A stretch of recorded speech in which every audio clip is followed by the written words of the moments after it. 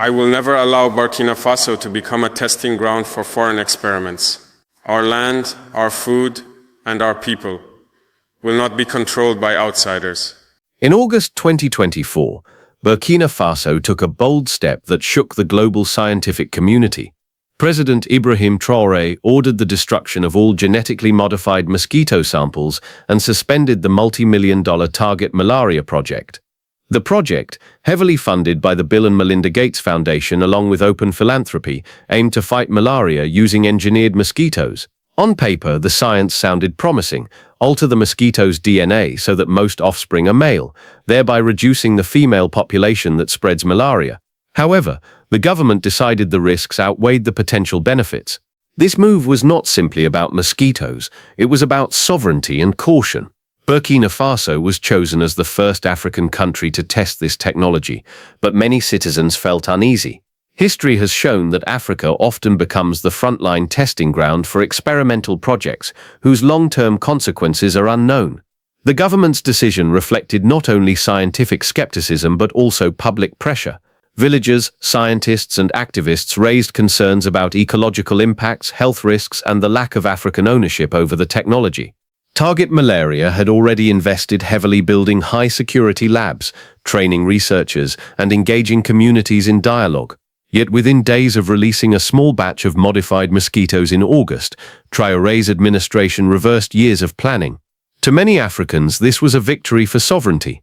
It symbolized resistance against being treated as experimental ground for foreign innovations. The destruction of the project also exposed a deeper issue: trust. While malaria remains a deadly disease in Africa, solutions that come from abroad often carry political, economic, and cultural baggage. Burkina Faso's rejection sends a message to the world that science cannot be divorced from history. Africans want to fight malaria, yes, but not at the cost of becoming test subjects in experiments they do not fully control. The genetically modified mosquitoes at the center of the controversy were not ordinary insects. They were carefully engineered in state-of-the-art European laboratories, most notably Imperial College London. Scientists focused on one of Africa's deadliest mosquitoes, Anopheles gambiae, the primary carrier of malaria. Using advanced DNA editing tools, researchers rewired the mosquito's genetic code. The goal was simple in theory. When these modified mosquitoes mated, the majority of their offspring would be male. Since female mosquitoes are the ones that bite humans and spread malaria, reducing the number of females could significantly shrink the transmission of the disease. On paper, the idea looked like a modern miracle. For centuries, malaria has killed millions of Africans each year, draining health systems and slowing development. A mosquito population dominated by males would, over time, lower malaria rates and potentially save countless lives. International donors like the Gates Foundation poured hundreds of millions of dollars into this vision, hoping to create a groundbreaking solution. But the science raised immediate red flags in Africa.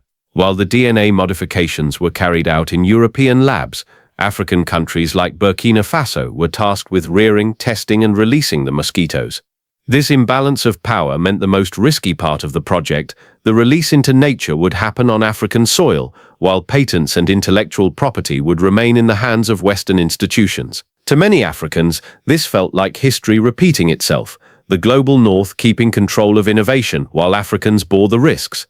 The deeper fear is not just about malaria. Mosquitoes are part of a vast ecosystem, serving as food for birds, fish, frogs, and bats.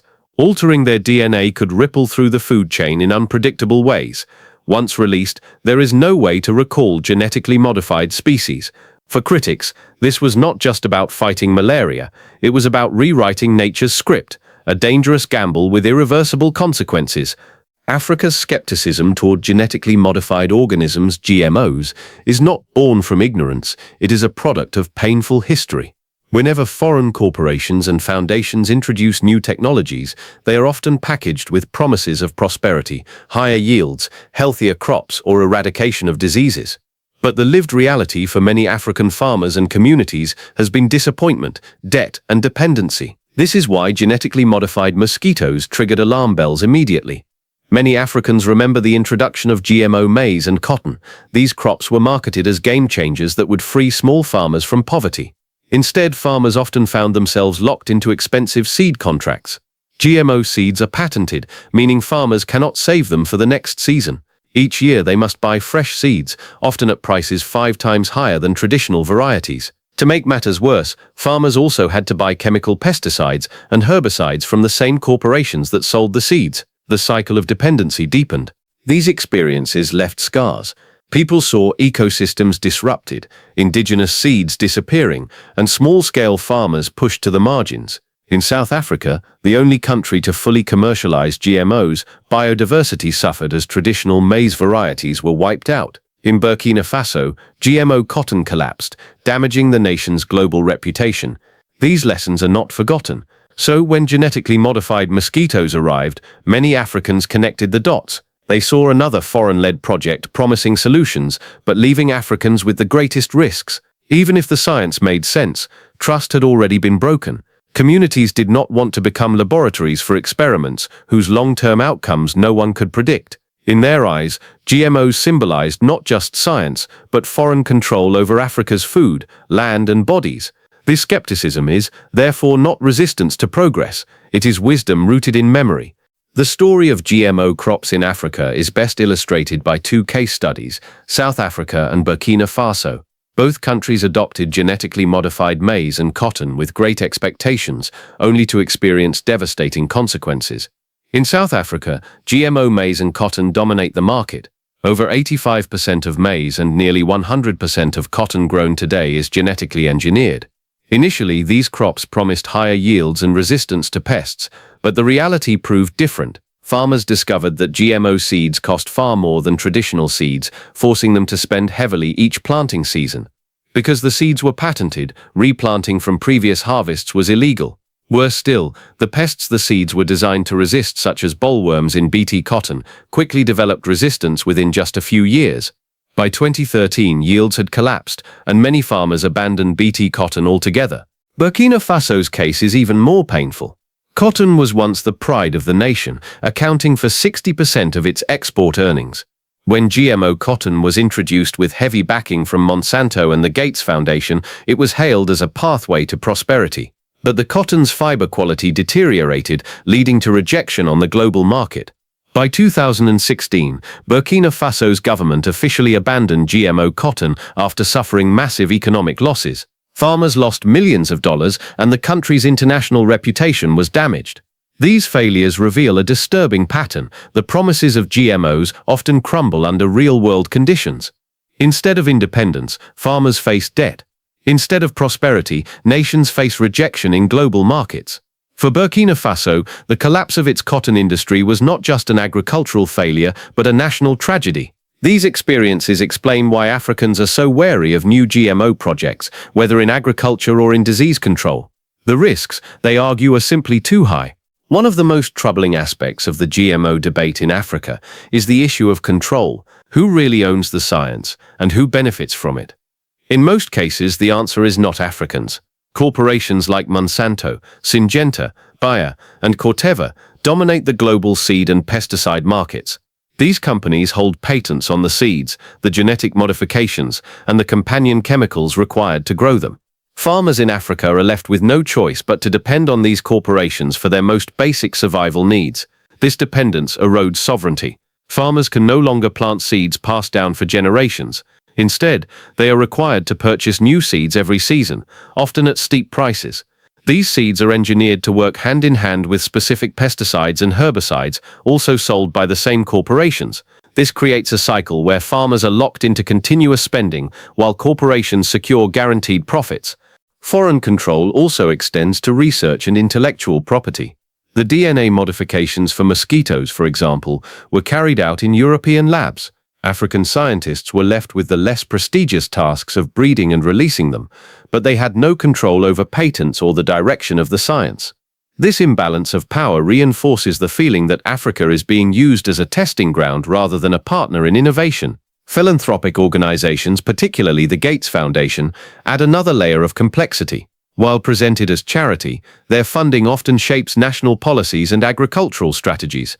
The money comes with influence, and African governments often adopt these technologies under pressure. Critics argue that this is not philanthropy but a new form of colonialism, food colonization, where control over seeds and farming shifts away from Africans to foreign corporations and donors. In this context, genetically modified mosquitoes are not seen as a scientific breakthrough, but as another tool of foreign control. The Alliance for a Green Revolution in Africa, AGRA, heavily funded by the Gates Foundation, was launched with high hopes in 2006. Its mission was to modernize African agriculture, reduce hunger, and increase crop yields. Nearly $1 billion has been invested in the project across 13 African countries. Yet, after more than a decade, independent evaluations show that AGRA has largely failed to meet its goals.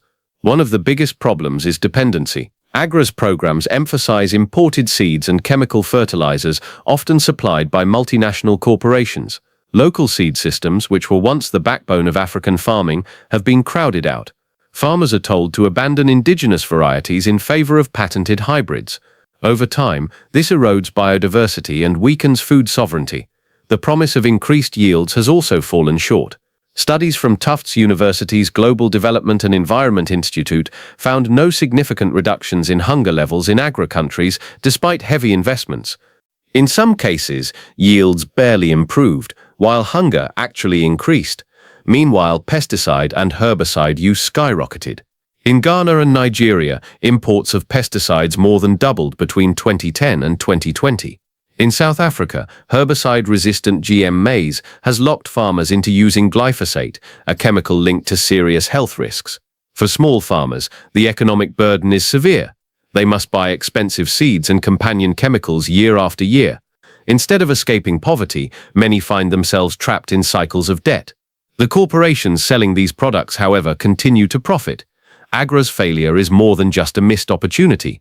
It is evidence that foreign-designed solutions often ignore African realities.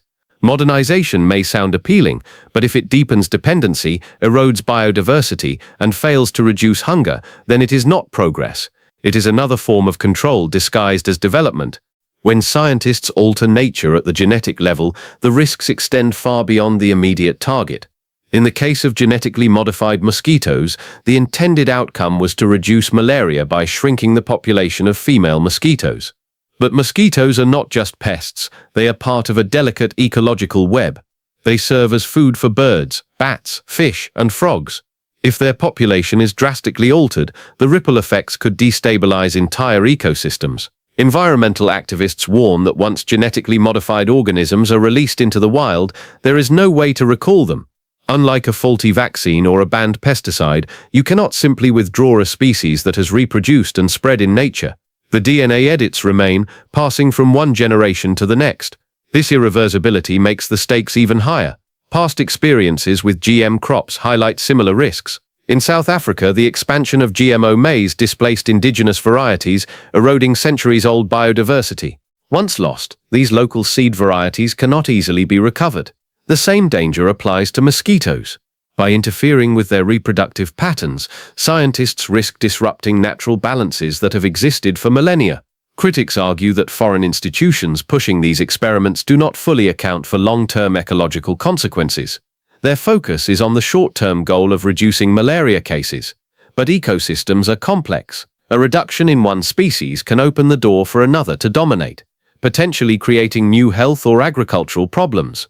For Africans, these risks are unacceptable, especially given past losses with GMO crops. They see biodiversity not only as an environmental issue, but as part of their heritage and survival. Altering mosquitoes may appear to be a clever fix, but it could amount to rewriting nature's script, a script that cannot be undone.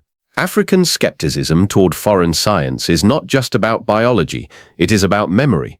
Generations of Africans carry the scars of colonial exploitation, medical abuse, and broken promises. These memories shape how communities interpret every new intervention, whether it is genetically modified mosquitoes, GMO crops, or contraceptive devices. During colonial rule, African women were often targeted for sterilization without consent, under the guise of modernization or population control. Under apartheid in South Africa, black women were pressured into using contraceptives like Depo-Provera, not as a choice but as a tool of state policy. In Kenya, Catholic doctors once accused the government and the World Health Organization of distributing tetanus vaccines laced with hormones that could sterilize women. Even though these claims were debated, the controversy left deep mistrust. Every time a new foreign-funded health project arrives, Africans remember these histories. They do not see neutral science, they see power and control disguised as aid. Bill Gates' involvement in multiple projects, mosquitoes, GMOs, vaccines and contraceptives, only reinforces these suspicions. His 2010 statement about using vaccines to reduce population growth, even if later explained differently, remains a trigger for many. This collective memory is why facts alone cannot erase mistrust. Even if fact-checkers prove a rumor false, people still connect new projects to old wounds. They remember GMO cotton destroying Burkina Faso's economy, or GMO maize displacing indigenous seeds. They remember sterilization campaigns and forced medical trials. In African eyes, foreign science often arrives with hidden costs. That memory becomes a shield, a defense mechanism. When they push back, it is not ignorance, it is wisdom born of scars. Their rejection of genetically modified mosquitoes or long-acting contraceptives is a way of saying, we have seen this pattern before, we will not let it repeat. Alongside the mosquito story, Africa faced another storm of controversy. Contraceptives. Headlines and social media posts claimed that Bill Gates was funding an 8-year contraceptive to control African women.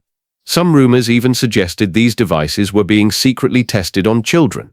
In reality, the truth was more nuanced. The 8 years referred to the duration the contraceptive device could remain effective inside the body, not the age of the user. Devices like Mirena, already available worldwide, have been approved for up to 8 years of use. Still, the damage was done. In Namibia, false reports circulated that the president had rejected Gates's population control plan. Fact-checkers later proved these claims false, but trust was already shattered. For many Africans, the mere association of Gates with long-acting contraceptives triggered old fears. Why? Because reproductive control has always been a contested issue in Africa. From colonial sterilization campaigns to apartheid contraceptive policies, women's bodies have too often been controlled by outsiders. Each new project reawakens these painful memories. Even when the science is safe, the history makes it hard for communities to trust. Another reason for suspicion is the framing of Africa's problems. Instead of focusing on poverty, corruption, or exploitation of resources, foreign aid often frames Africa's biggest issue as too many babies. To Africans, this looks less like empowerment and more like population control. The fear is not about the device itself, but about the ideology behind it. An ideology that sees African fertility as a problem to be solved. Thus, the contraceptive controversy was not just about rumors, it was about identity, dignity, and sovereignty. It reminded Africans that reproductive freedom is fragile and easily manipulated. Whether true or false, these stories tap into deep-rooted fears that cannot be dismissed with a simple fact-check. At first glance, genetically modified mosquitoes and long-acting contraceptives seem unrelated. One is about fighting malaria, the other about reproductive health. But in Africa, they are seen as part of the same conversation. Why? Because both touch the most intimate forms of life, who lives, who dies, who reproduces, and who doesn't. Both are funded by the same global foundations, especially the Gates Foundation, and both are introduced in Africa first, not in Europe or America. This pattern fuels suspicion. To Africans, it looks as though their continent is the testing ground for technologies too controversial to trial elsewhere. Whether it is crops, mosquitoes, or birth control, Africa becomes the laboratory. The risks are local, but the control and patents remain in foreign hands. Both mosquitoes and contraceptives also stir up collective memory. People remember GMO cotton destroying Burkina Faso's economy, just as they remember sterilization programs under colonial rule. These memories overlap, creating a broader narrative, outsiders controlling Africa's food, health, and bodies. In this narrative, science is never neutral, it is power. The controversies also highlight sovereignty. Africans ask, who decides if modified mosquitoes should fly over our skies? Who decides if long-acting contraceptives should shape our population growth? If those decisions are influenced by foreign donors rather than African communities, then sovereignty is undermined. By linking mosquitoes and contraceptives, Africans are not rejecting science itself. They are questioning the power structures behind it. They are drawing attention to the patterns, promises of progress, dependence on foreign companies, irreversible consequences, and hidden agendas. In this light, the connection is not accidental. Both stories symbolize the same struggle, the right of Africans to control their own destiny without outsiders pressing a finger on the scale. Sovereignty is often understood as control over borders, armies, and governments. But in Africa, sovereignty goes far deeper. It is about food, seeds, health, and even the womb. Who controls these determines the true independence of a nation. The controversies over genetically modified mosquitoes and contraceptives highlight just how fragile sovereignty remains in many African states. Food sovereignty has already been compromised. Indigenous seeds once sustained communities, with farmers saving and sharing them freely. But GMO seeds are patented, forcing farmers to buy new ones each year. This dependence shifts power from local farmers to multinational corporations. When farmers cannot plant without foreign permission, sovereignty is lost. Health sovereignty faces the same challenge. Releasing genetically modified mosquitoes is not a neutral act. It alters ecosystems irreversibly, yet African governments have little say over the patents or research driving the science. Once released, these insects cannot be recalled, leaving Africans to bear the risks while foreign institutions retain ownership of the intellectual property. Reproductive sovereignty is also contested. The contraceptive controversy revealed how quickly foreign projects can spark fears of population control. When outsiders fund and shape reproductive technologies, Africans worry about hidden agendas. Sovereignty, they argue, must include the right to decide how many children to have, free from foreign influence. In the end, sovereignty is not just about political independence, it is about survival. It is the right of a people to plant their own seeds, protect their own health, and decide their own future. When Africans push back against GM mosquitoes or contraceptives, they are defending sovereignty at its most intimate level. Their message is clear. Independence is meaningless if it does not include control over food, health, and reproduction. Public distrust toward Bill Gates and similar Western-funded science projects runs deep in Africa, and it is not a matter of ignorance. It is rooted in lived history. For many Africans, Gates is not just seen as a tech billionaire, but as a figure consistently tied to controversial experiments on African soil. His foundation has poured billions into initiatives around genetically modified crops, vaccines, malaria research, and contraceptives. Yet these projects, instead of being celebrated, are often met with suspicion because they touch sensitive areas: food, reproduction, and health. These are not neutral spaces. They are directly tied to survival, dignity, and sovereignty. One of the core reasons for the distrust is the feeling that Africans are being used as test subjects. Genetically modified mosquitoes were not released in Europe or the United States. They were released in Burkina Faso first. Experimental vaccines and agricultural practices are also more often tested in African villages before anywhere else. This raises the question, why does Africa become the first laboratory for high-risk experiments while the global north enjoys the results only if they succeed? The imbalance of risk and reward deepens the distrust. Moreover, Africans have not forgotten the failures. The collapse of Burkina Faso's cotton industry after the adoption of GMO cotton is one glaring example. Farmers lost millions, quality dropped, and the country's reputation in global markets suffered. These stories rarely make international headlines, but Africans carry them in memory. When another Gates-funded project comes along, people recall the scars of past solutions that ended up causing dependency, economic harm, and loss of sovereignty. This is why many Africans see Gates' work not as philanthropy but as control.